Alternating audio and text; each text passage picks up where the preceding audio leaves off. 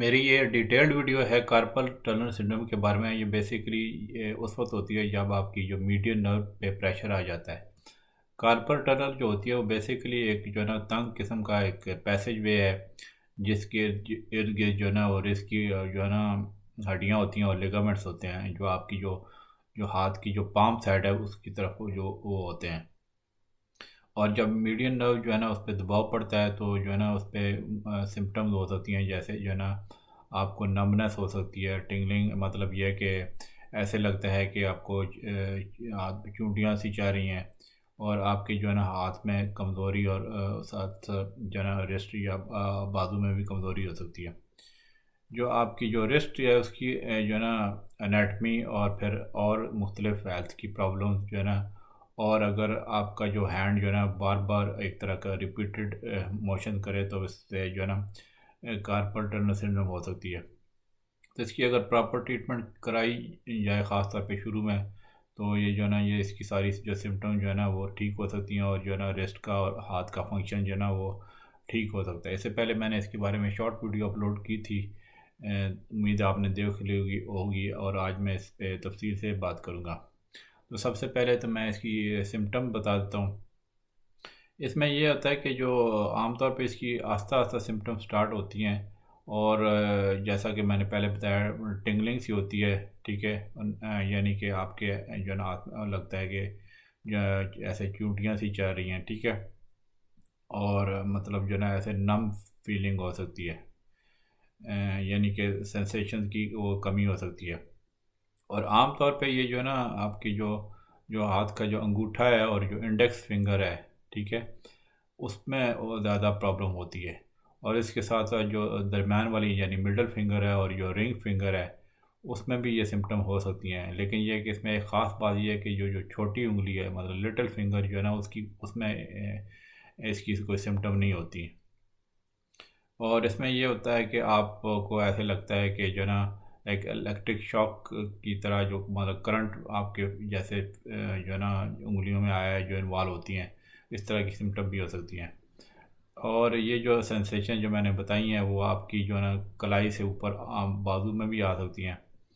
और ख़ास तौर पे ये इस तरह की सिम्टम तब होती हैं जब आप अपने गाड़ी चला रहे हैं, स्टीयरिंग व्हील को आपने जो है ना वो होल्ड किया है, ठीक है, या आप फ़ोन उठाते हैं, ठीक है, फ़ोन को मतलब होल्ड रखते हैं, या फिर ये लोग जब अखबार पढ़ते हैं तो इस तरह की सिम्टम हो सकती हैं। या मतलब यानी कि नींद में होते हैं तो उसमें जो है ना इस तरह की सिम्टम से जो है ना वो नींद से वो जाग सकते हैं।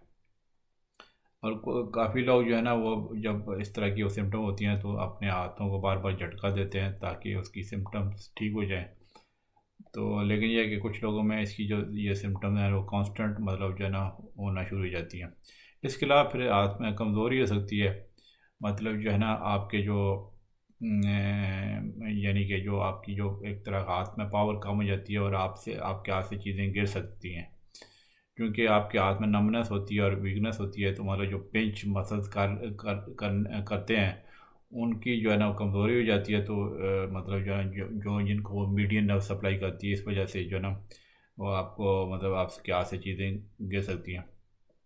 तो ऐसी सूरत में ज़रूर आप डॉक्टर से दिखाएं, क्योंकि ये ना कि अगर इसका सही तरह शुरू में इलाज ना किया जाए तो फिर परमानेंट जो है ना नर्व का और मसल्स का जो है ना और डैमेज हो सकता है। अब इसकी मैं आपको कॉज बताता हूँ कि किस वजह से होती है। ये जो आपकी जो मीडियन नर्व होती है जो इस एरिया को सप्लाई करती है, उस पर जब प्रेशर आ जाता है तो ये कार्पल टनल सिंड्रोम होती है। ये जो है ना मीडियन नर्व, इसका जो कोर्स ये है कि जो है ना आपकी जो फोर आर्म से वो जाती है, और आपकी जो जो हैंड में जो रिस्ट में जो पैसेज वे है जिसको हम कार्पल टनल कहते हैं, उससे गुजरती है, ठीक है। और ये इसका फंक्शन क्या है मीडियन नर्व का, कि ये जो आपकी जो थंब जो है ना उसकी जो पाम साइड है ना, ठीक है, ये जो है ना हाथ की, वो उसको सेंसेशन सप्लाई करती है। और जो है ना उंगलियों को और जो मैंने पहले उंगलियां बताई हैं, मतलब जो है ना इंडेक्स फिंगर, मिडल फिंगर और जो है ना रिंग फिंगर को, सवाए मतलब छोटी मतलब छोटी छोटी जो फिंगर है उसको जो है ना ये सप्लाई नहीं करती है, ठीक है। और फिर ये कि इसके अलावा ये जो आपकी जो आपकी जो थंब के जो बेस होता है मतलब जो है ना अंगूठे को जो लाने वाले जो मसल होते हैं उसको ये सिग्नल सप्लाई करती है, ठीक है। इसी वजह से जब इसका डैमेज हो तो वो जो है ना अंगूठे के जो मसल्स उसके जो बेस के वो कमज़ोर हो जाते हैं, तो फिर आपके हाथ से चीज़ें गिरती हैं। तो कोई भी चीज़ ऐसी है जो आपकी जो मीडियन नर्व पे प्रेशर डाले किसी बीमारी की वजह से हो या इसको वो चढ़ जाए, तो वो जो ना मतलब जो ना कार्पल टनल जो स्पेस है उसमें तो ये प्रेशर आ जाए तो फिर ये कार्पल टनल सिंड्रोम हो सकती है। मिसाल के तौर पे अगर आपका रिस्ट में फ्रैक्चर आ जाए तो वो जो है ना कार्पल टनल को वो नैरो कर देगा, तो उसमें नर्व की इरिटेशन हो सकती है। इसी तरह नर्व की अगर स्वेलिंग हो जाए मतलब इन्फ्लेमेशन हो जाए, जैसे मिसाल के तौर पे रिमेटॉइड आर्थराइटिस वाले पेशेंट को हो जाती है, तो उससे हो सकती है। और कई दफ़ा ऐसा भी हो सकता है कि इसकी जो सिंगल कॉज कोई आइडेंटिफाई नहीं होती है कार्पल टनल सिंड्रोम की, मतलब जो है कम्बिनेशन एक तरह के होते हैं रिस्क फैक्टर के, जो है ना मुख्तलिफ रिस्क फैक्टर होते हैं जिसकी वजह से ये कंडीशन डेवलप हो सकती है। अब मैं इसके रिस्क फैक्टर्स बता देता हूँ।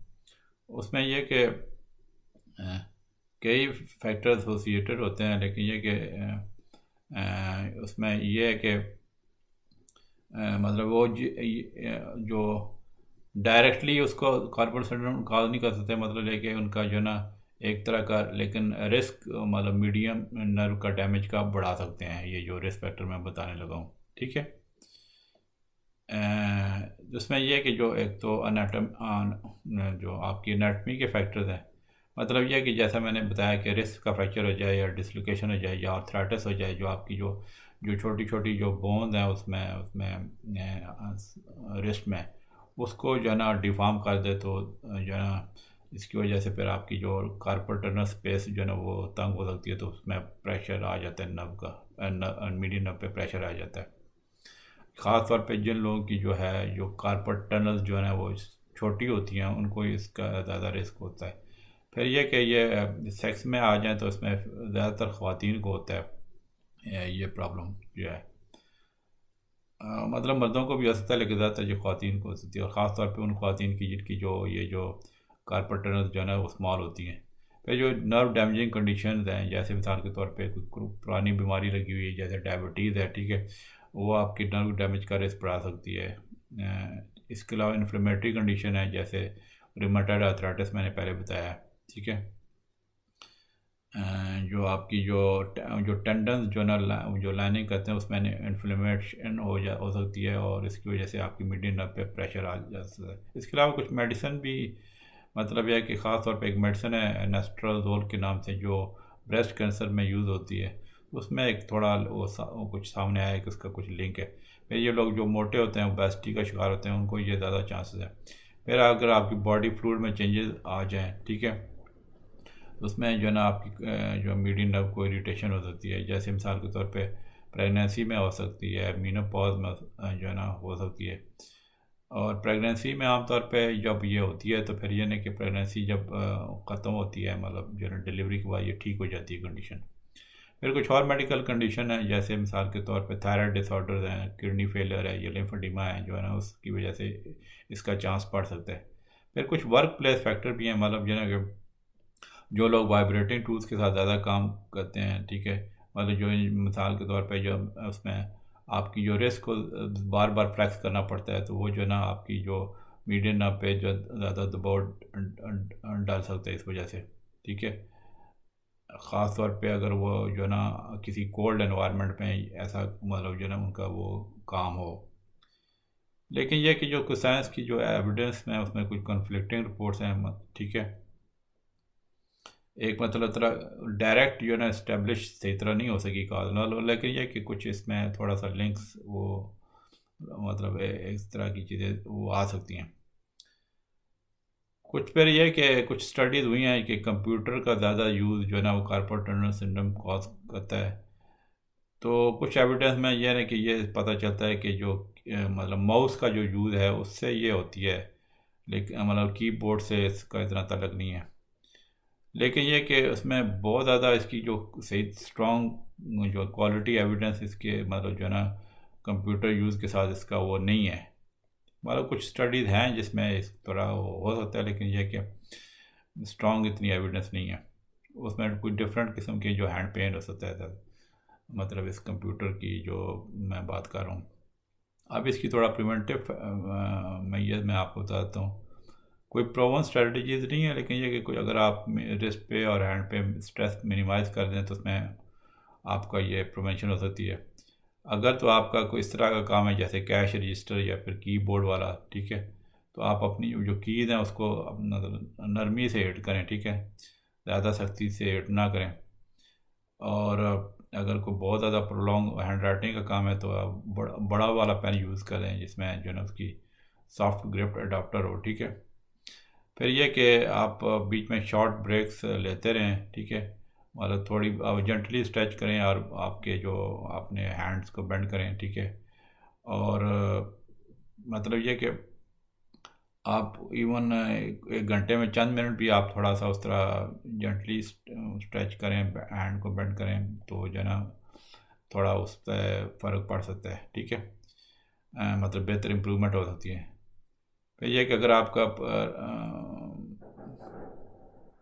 आप ज़्यादा बेंड करते हैं रिस्ट को, ठीक है, ऑल द वे, ठीक है, तो वो ज़्यादा थोड़ा रिस्क है। और जो रिलैक्स मिडल पोजीशन है वो ज़्यादा बेहतर है। आप अपना जो कीबोर्ड है वो आप एल्बो हाइट पे रखें, ठीक है, या थोड़ा सा उससे नीचे।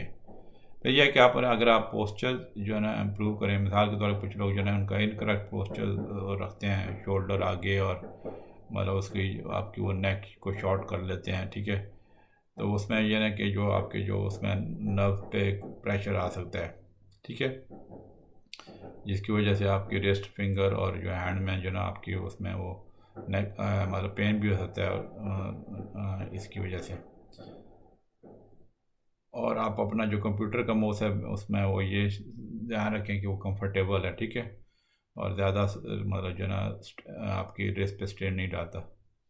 फिर ये कि अगर आप कोल्ड एनवायरनमेंट में काम करते हैं तो आप जो ना कोशिश करें कि आप जो ना फिंगरलेस जो ना वो ग्लव्स आते हैं, ठीक है, ताकि आपकी जो है ना वो जो है ना आपके हाथ और जो ना रिस्ट जो ना वार्म रहे, ठीक है।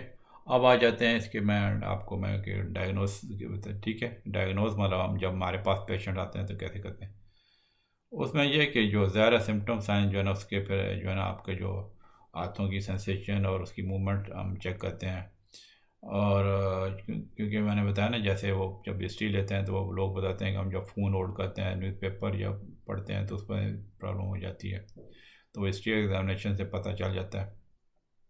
मतलब आपकी जो रिस्क की जो एग्जामिनेशन से और सेंसेशन को टेस्ट करके फिर एक्सरे भी कुछ लोग वो रिकमेंड करते हैं, लेकिन यह कि प्रॉपर डायग्नोसिस के लिए एक्सरेज का कोई ख़ास रोल नहीं है। अल्ट्रासाउंड करवा सकते हैं, ठीक है, तो क्योंकि उससे जो है ना बोन्स की और नर्व की अच्छी पिक्चर आ सकती है, या न मतलब नर्व कंप्रेस हो तो पता चल जाता है। उसके अलावा फिर EMG स्टडीज़ हैं, ठीक है, और नर्व कंडीशन स्टडीज़ करवा सकते हैं, ठीक है, डायग्नोज करने के लिए। अब मैं इसकी ट्रीटमेंट बता देता हूँ। तो इसमें यह कि जल्दी इसकी ट्रीटमेंट करवा लेनी चाहिए। मतलब अगर आप सिंपल जो है ना उसकी आप चीज़ें अडॉप्ट करेंगे तो आपकी सिम्टम जो है ना ठीक हो सकती हैं। यानी कि आप उस तरह का जो मैंने पहले बताया ना कि जिस तरह का जॉब है आपको जो ज़्यादा उस तरह रेस्ट का वो यूज़ है तो आप बीच बीच में से ब्रेक लें, ठीक है, और कुछ ऐसी एक्टिविटी से अवॉइड करें जिसमें जिसमें आपकी अलामत ज़्यादा हो जाती हैं, ठीक है। अगर स्वेलिंग हो रही है तो उसमें कोल्ड पैक अप्लाई कर सकते हैं। इसके अलावा फिर जो और ट्रीटमेंट ऑप्शन है उसमें रिस्ट की स्प्लिंटिंग आ सकती है, मेडिकेशन आ सकती है, सर्जरी भी हो सकती है अगर ज़्यादा प्रॉब्लम हो, ठीक है। अगर तो आपको माइल्ड टू मॉडरेट सिम्टम है तो आपकी स्प्लिंटिंग और जो कंजर्वेटिव मेजर्स मैंने बताया उससे हेल्प हो सकती है, ख़ास तौर पे अगर 10 महीने से कम सिम्टम हो। तो इसके अलावा फिर ये कि अगर ज़्यादा देर से सिम्टम हो तो फिर पहले तो नॉन सर्जिकल थेरेपी ट्राई करनी चाहिए, ठीक है। उसमें ये कि रिस्ट स्प्लिंटिंग जो है ना उसमें आपकी जो स्प्लिंट होता है जो आपकी रिस्ट को जो ना सही तरह होल्ड रखता है, ख़ासतौर पे जब आप सो रहे होते हैं, ठीक है, तो जो नाइट टाइम सिम्टम टिंगलिंग और नमनेस की उससे जो है ना वो उससे आराम आ सकता है। और इसके अलावा फिर non steroid anti inflammatory drugs मतलब पेन किलर दे सकते हैं, मिसाल के तौर पे ब्रूफिन अगर पेन ज़्यादा हो रहा। लेकिन ये कि ये जो पेन किलर हैं ये पेन की इम्प्रूव करेंगे, उसकी जो कार्पल टनल सिंड्रोम की उसकी कोई वो ख़ुद इम्प्रूवमेंट नहीं कर सकते। फिर ये कि कॉर्टिकोस्टेरॉइड्स के इंजेक्शन लगवा सकते हैं ये, ठीक है, उससे आप पेन रिलीव करने के लिए। और इस इंजेक्शन के लिए अल्ट्रासाउंड की भी हेल्प ली जा सकती है। कॉर्टिकोस्टेरॉइड के इंजेक्शन जो है इन्फ्लेमेशन और स्वेलिंग को रिड्यूस करते हैं। इसमें ओरल जो कॉर्टिकोस्टेरॉइड का कोई रोल नहीं है, इंजेक्शन ही उसमें वो लगाए जा सकते हैं, उसके भी मतलब जो है सिम्टम ठीक कर सकते हैं। फिर यह कि अगर कोई आपको रिमेटॉइड अर्थराइटिस या इन्फ्लेमेटरी कोई और अर्थराइटिस की वजह से सिम्टम हो तो उस कंडीशन को ठीक करना चाहिए। फिर लास्ट में सर्जरी की ऑप्शन आ जाती है। अगर आपको कोई ट्रीटमेंट जो पहले मैंने बताई है वो रिस्पॉन्ड ना करें, उसमें एंडोस्कोपिक सर्जरी भी आ सकती है, ठीक है। तो उसमें मतलब जो लिगामेंट को जो एंडोस्कोप के ज़रिए वो सर्जन आपका वो कट करता है, ठीक है। एक या दो इंसिजन्स आपकी वो हैंड और इसमें, ठीक है, दे के। तो ये इसकी काफ़ी बेहतर इसके रिज़ल्ट आ सकते हैं, इसमें पेन भी कम हो सकता है एंडोस्कोपिक जो सर्जरी होती है, ठीक है। और फिर इसके अलावा अगर ओपन सर्जरी भी की जा सकती है कि आपकी जो पाम में जो इंसिजन दे के, ठीक है, तो वो जो है ना कि वो लिगामेंट को सर्जन कट करता है ताकि जो नर्व जो है ना मीडियम उसको फ्री किया जा सके। तो ये जो है ना ये मतलब टेक्निक्स हैं मैंने जो इसकी बता दी। उम्मीद है आपको ये जो है ना वीडियो पसंद आई होगी। अगर इसके बारे में कोई क्वेश्चन हो तो ज़रूर कमेंट में पोस्ट करें। चलें, इंशाल्लाह मिलते हैं अगली वीडियो में। ओके, अल्लाह हाफिज़।